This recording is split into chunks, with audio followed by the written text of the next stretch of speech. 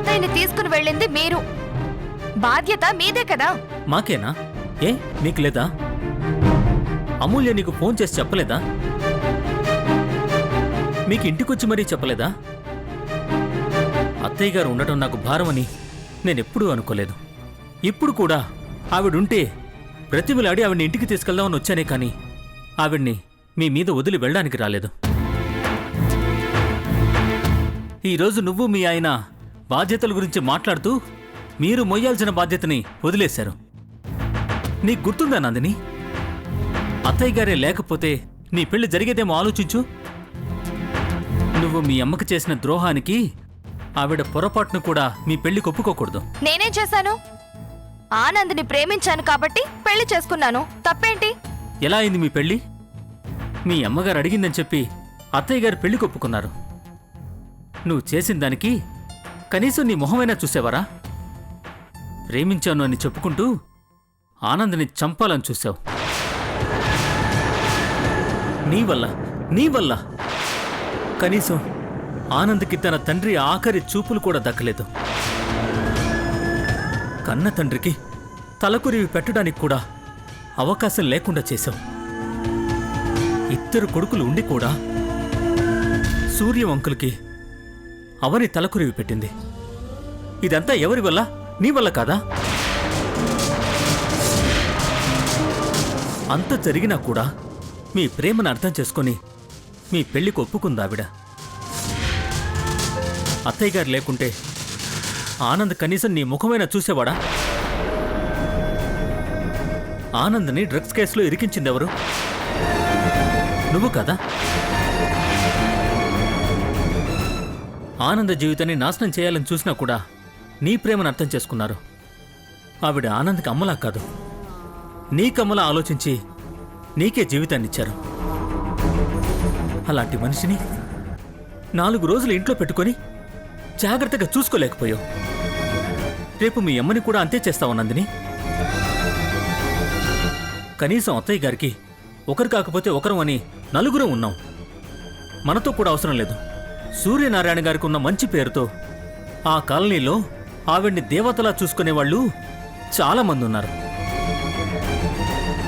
కానీ ఇదే పరిస్థితి మీ అమ్మకొస్తే, నువ్వు ఇలానే చేస్తే ఆవిడేమవుతుందో ఒక్కసారి ఆలోచించు.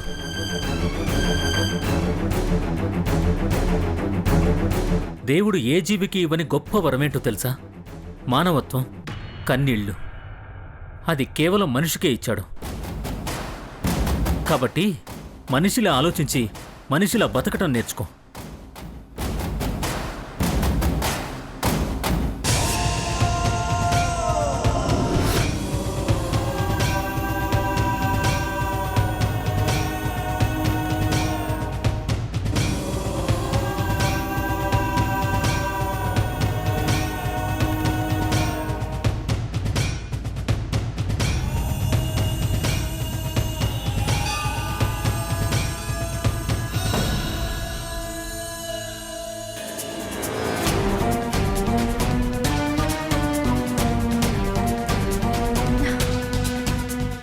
రాహుల్, ఏమని తెలిసిందా? అన్నయ్య వాళ్ళ ఇంట్లో ఉందా? లేదు. ఎక్కడికి వెళ్ళింది రాహుల్? ఏంట్రా, ఏమైనా తెలిసిందా? లేదమ్మా, తెలీదు. ఆవిడ ఆనంద్ వాళ్ళ ఇంటికి కూడా వెళ్ళలేదని చెప్పారు. ఇక్కడా లేక అక్కడా లేక మరి ఎక్కడికి వెళ్ళినట్టురా? అయినా ఆవిడ్ని అంతలా ఎందుకు బాధ పెట్టారమ్మా? నేనెప్పుడు మా అమ్మతో ఇలాగే మాట్లాడతాను మావయ్య. నాకు అదే అలవాటు. దానికి వెళ్ళిపోవాలా? అప్పుడంటే నువ్వు ఒక చిన్న పిల్లవి, కానీ ఇప్పుడు ఒక బిడ్డకి తల్లివి. అప్పుడు నువ్వేం మాట్లాడినా సరిపోతుంది, కానీ ఇప్పుడు ఒక పెద్ద మనిషిలా మాట్లాడాలి. నీ నోటికి ఏదొస్తే అది మాట్లాడితే కుదరదు. మా అమ్మ ఇంత హర్ట్ అవుతుందని నేను అస్సలు అనుకోలేదు రాహుల్.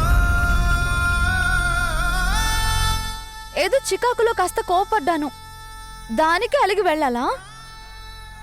మరి చిన్నప్పుడు మమ్మల్ని కూడా అమ్మ చాలా తిట్టేది, నాన్నైతే కొట్టేవారు కూడా. మరి మేమేమైనా బాధపడ్డామా? ఇప్పటికీ నీకింకా రియలైజేషన్ లేదు. ఆవిడ బాధను నువ్వింకా అర్థం చేసుకోలేదు. ఇంకా ఆవిడని తప్పు పడుతున్నావు. లేదు రాహుల్, అమ్మ గురించి నాకు బాధగానే ఉంది. అయినా ఆవిడ కూడా అలా వెళ్ళడం ఏంట్రా? ఏం చేస్తుందమ్మా? వీళ్ళందరూ కలిసి ఆవిడ్ని అంతలా బాధ పెట్టారు. ఎంతలా అంటే పిల్లలే లోకంగా, పిల్లలే జీవితంగా అన్నట్టు బతికిన కస్తూరి గారు పిల్లలందరికీ దూరంగా వెళ్ళిపోయేలాగా వెంటపడి వేధించి మరీ పంపించేశారు వీళ్ళు. ఆ రోజు నిజంగా అమూల్య వెళ్ళి ఆవిడ్ని ఇంటికి తీసుకురాకుండా ఉండుంటే ఈ ప్రాబ్లం వచ్చుండేదే కాదు. ఆ రోజు స్వార్థం కోసం పిలిపించుకుంది, ఆ తర్వాత అవసరం లేదు అన్నట్టు చూసింది. నేను బాధలో అలా అన్నాను కానీ అమ్మంటే నాకు ప్రేమ లెక్క కాదు రాహుల్. అమ్మని నలుగురు చూసుకుంటే బాగుంటుంది అని అన్నాను.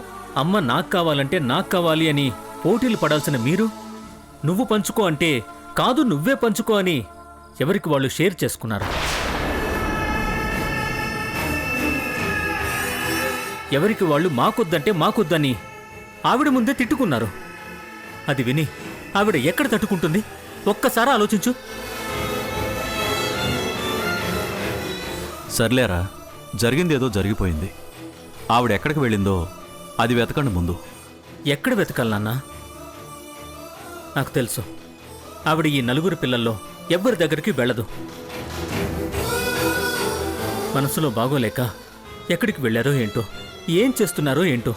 అంతా నాదే తప్పు అనుకు రాహుల్, ప్లీజ్. అమ్మకేం కాకూడదు, నేను అదే కోరుకుంటున్నాను. ఏం కాదమ్మా. రాహుల్, వెంటనే పోలీస్ కంప్లైంట్ ఇవ్వు. ఆవిడ ఎక్కడున్నా సరే వాళ్లే వెతికి పట్టుకుంటారు. పోలీస్ కేసా? ఇప్పుడు అదే కరెక్ట్. కనీసం నువ్వైనా ఈ మాత్రం రియాక్ట్ అవుతున్నావు. మిగిలిన వాళ్ళకి అసలు ఏమీ పట్టట్లేదు. మీ పెద్దన్నయ్య అయితే అసలు టచ్లోనే లేడు.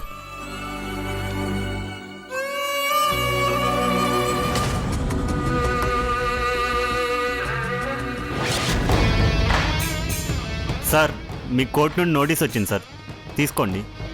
నోటీసా? ఏం నోటీసు? ఎవరు పంపించారు? ఆవిడ పేరు కస్తూరి అంట. మీకు నోటీస్ ఇవ్వడానికి వచ్చాను. ఇక్కడ సైన్ చేయండి సార్.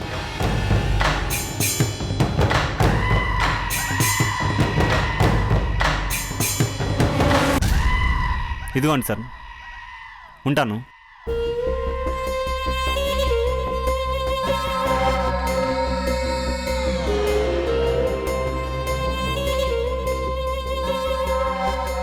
ఏంటి సాత్విక్, ఏంటది? మీ అమ్మగారు నోటీస్ పంపించారవని. ఎందుకు? చదువు. మనకే కాదు, ఆవిడ నలుగురు పిల్లల్ని అపోనెంట్స్ని చేసి కోర్టులో పిటిషన్ వేశారు. ఏంటండి ఇది? అమ్మ ఇలా ఎందుకు చేసింది?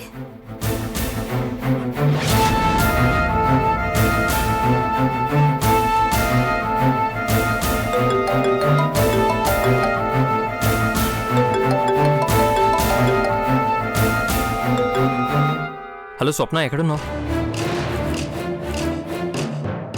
ఎన్ని పనులున్నా త్వరగా ఇంటికి రా. మీ అత్తగారు, అదే మా అమ్మ, మా నలుగురి మీద కోర్టులో కేసు వేసింది. అదంతా ఫోన్లో ఎందుకు? ఇంటికి రా ముందు, నీకు చెప్తాను.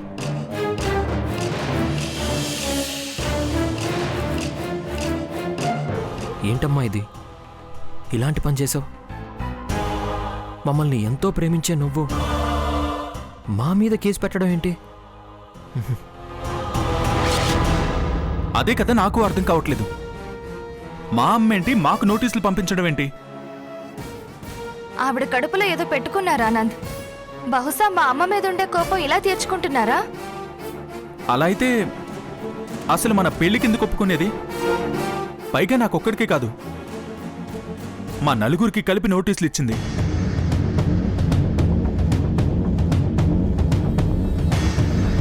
అసలు దీనివల్ల ఏం సాధించాలనుకుంటున్నారు ఆవిడ? కన్న బిడ్డల్ని కోర్టుకు లాగితే పోయేది ఎవరి పరువు ఆనంద్? ఏమో, ఎలాగో కోర్టుకు అటెండ్ అవ్వాలిగా. అక్కడే అమ్మని కలిసి మాట్లాడతాను.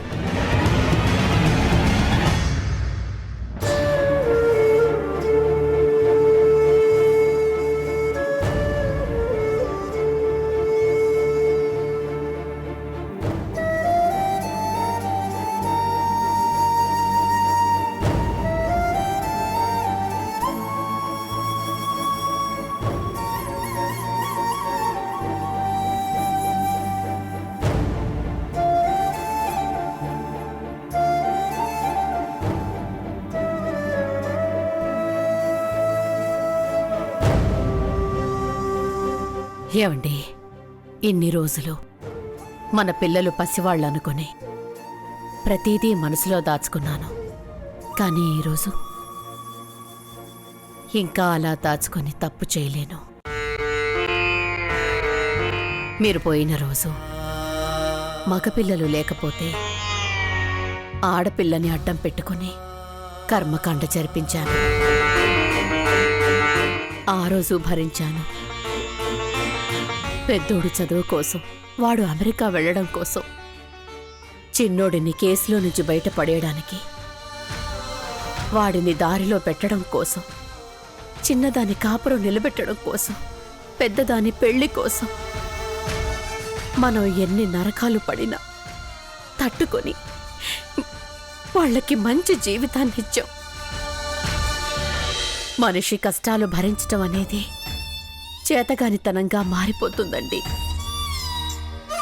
ఇలా వదిలేస్తే తల్లిదండ్రుల కష్టానికి, వాళ్ళు పడే శ్రమకి, అసలు తల్లిదండ్రులనే వాళ్లకే విలువనేది లేకుండా పోతుంది.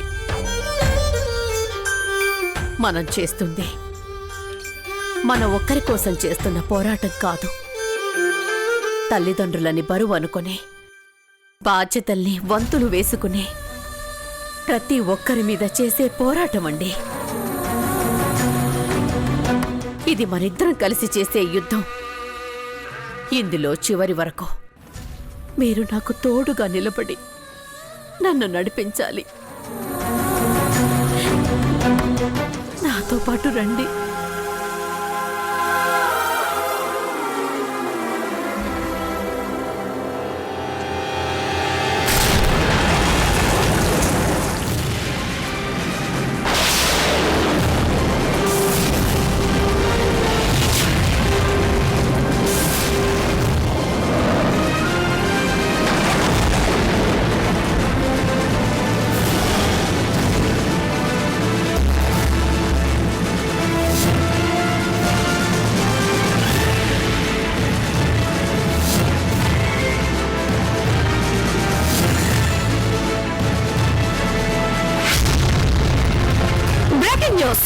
రెండు తెలుగు రాష్ట్రాల్లోనూ ఏ ఇంట్లోనూ అమ్మలేదు. ఇంట్లో ఉండాల్సిన అమ్మ ఈ రోజు కోర్టు ముందు నిల్చుంది. ఏ క్షణాన ఏం జరగబోతుందో అని ఉత్కంఠభరితంగా ఉంది ఇక్కడ.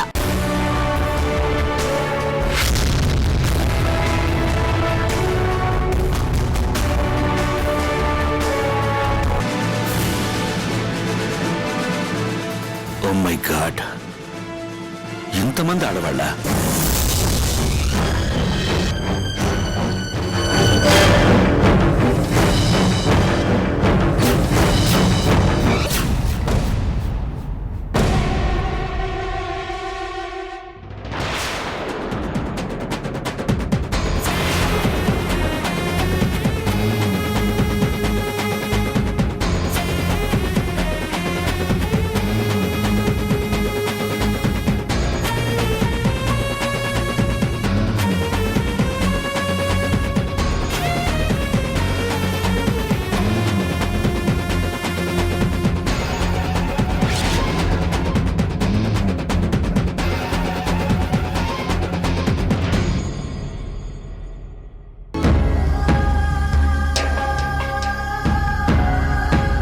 ఇప్పుడు చెప్పండి జడ్జి గారు,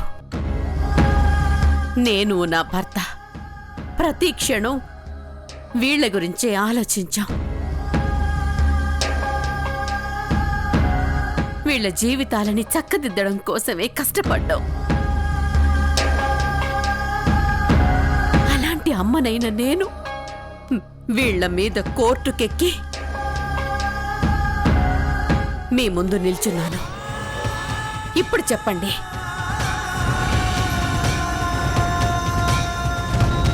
ఇప్పుడు నేనింకా వీళ్ళకి అమ్మలా ఉండాలా?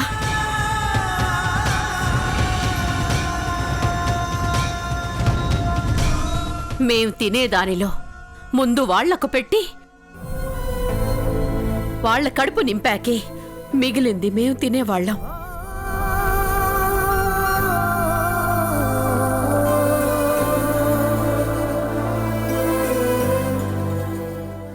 లేని రోజు పస్తులుండేవాళ్ళం. ఇదంతా ఎందుకు చేశాం?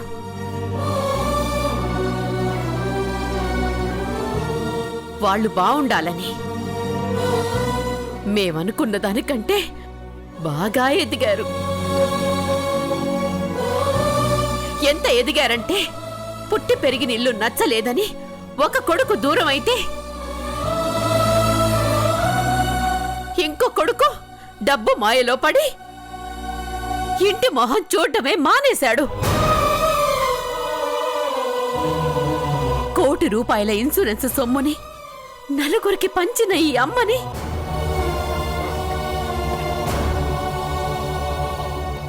నలుగురు కలిసి అమ్మలా చూడడానికి మాత్రం మనసు రాలేదు.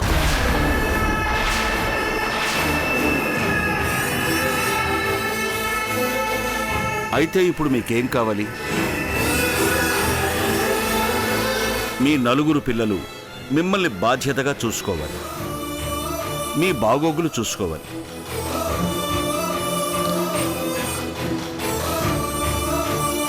వేళకి అన్నం పెట్టి మీకు ఏ అనారోగ్యం రాకుండా చూసుకోవాలి. అంతేనా? వాళ్ళందుకు ఒప్పుకుంటే సమస్య తీరినట్లే కదా? ఏమంటారు? బాధ్యతగా చూసుకోవాలా? మేము పిల్లల్ని బాధ్యతగా పెంచలేదండి, ప్రేమతో పెంచాం. ఏ పిల్లలైనా తమ తల్లిదండ్రుల్ని బాధ్యతగా చూసుకోకూడదు, ప్రేమగా చూసుకోవాలి.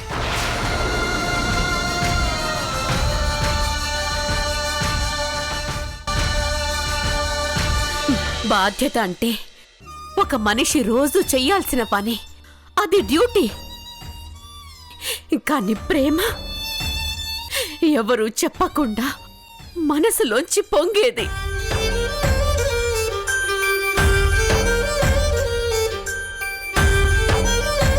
ఏ స్వార్థం లేనిది, ఎదుటి వాళ్ల మనసులో ఆనందం కోసం ఆరాటపడేది. అది ప్రేమంటే.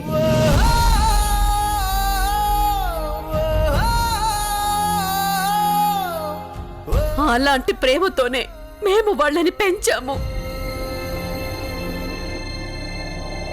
మేము అదే ప్రేమని కోరుకున్నాము. పిల్లలు పెట్టే పిడికెడు మెతుకుల కోసం ఏ తల్లిదండ్రులు పిల్లల్ని పెంచరండి.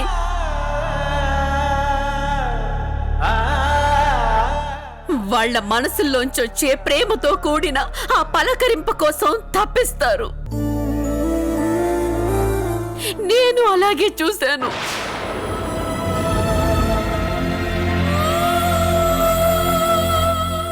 కానీ ఆ నలుగురిలో ఎవ్వరూ ఆ ప్రేమని పంచలేదు. ఎవరికి వారు వాళ్ళ స్వార్థం కోసమే ఈ అమ్మ కావాలి అనుకున్నారు తప్ప మా అమ్మతో ఆప్యాయంగా మాట్లాడాలి అని ఎవ్వరూ చూడలేదు.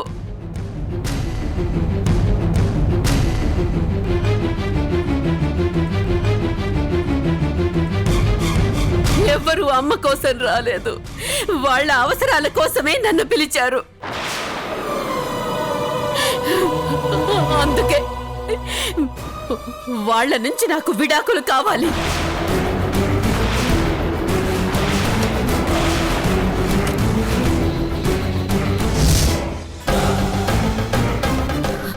వీళ్ళు జన్మలో అమ్మ అనే మాట వాడకూడదు. బాధ కలిగినా, ఆనందం కలిగినా, కష్టం వచ్చినా, నష్టం వచ్చినా సరే అమ్మ అనే పదం వీళ్ళెవ్వరూ వాడడానికి వీల్లేదు.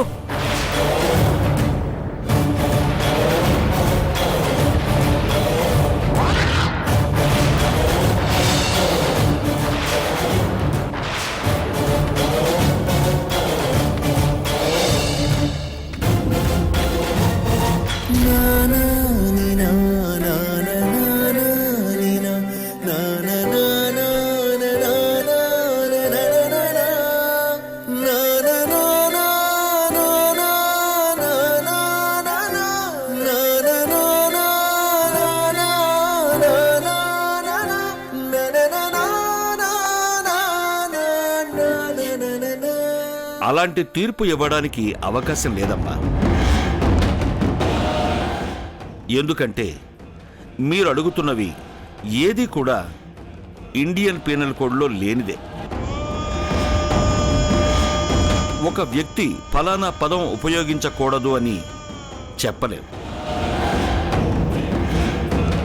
ఎందుకంటే ఏ మనిషికైనా వాక్ స్వాతంత్రం అనేది ఉంది.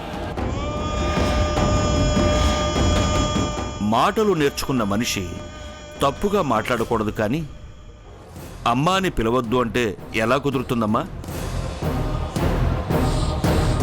మీకు అలా అడిగే హక్కు లేదు.